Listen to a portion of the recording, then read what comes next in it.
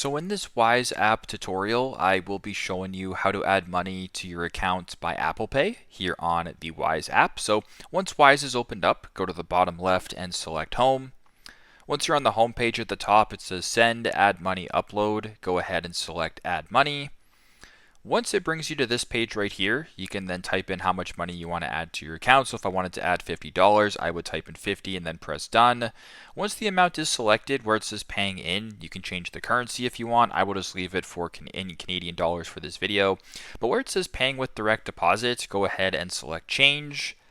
And then once you're on this page right here, if you want to do it by Apple Pay, make sure you scroll down to where it says Apple Pay.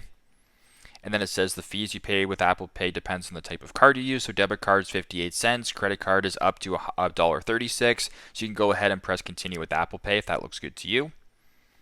Once that is done and you have Apple Pay selected, it can then show you the fees at the bottom. And if this looks good and you want to proceed, go to the bottom, press continue, and then you can proceed that way with the adding of funds to your account. So that is how to add money to your account from Apple Pay here on the Wise application. Thanks again for watching and hope this helps.